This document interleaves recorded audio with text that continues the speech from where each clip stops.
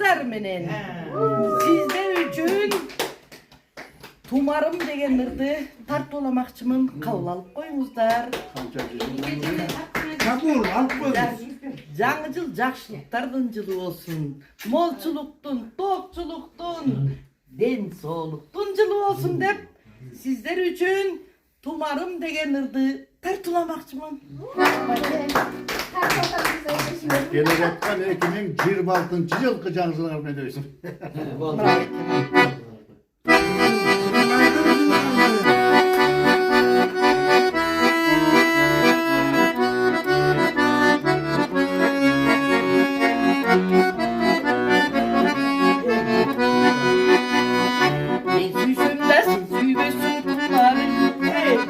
Yazgı gülдөй жанып баратырам Таш бор менен жүрөгүмдө жок Аясатчы менин сүйгөн тумарым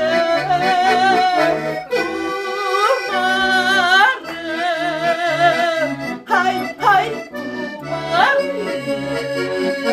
Аясатчы менин сүйгөн тумарым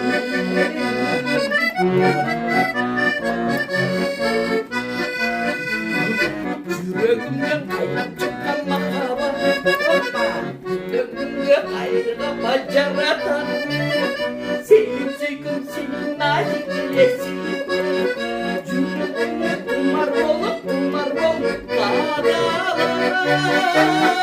Tumarım Ay tumarım Yüreğimde kumar olup kadalar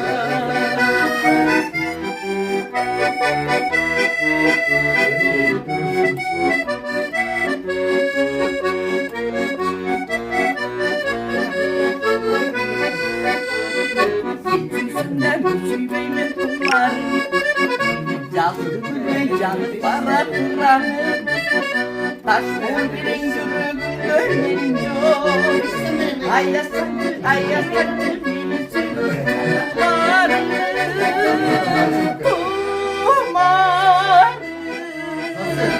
Hay tumarım Ayasancı beni sürüyor tumarım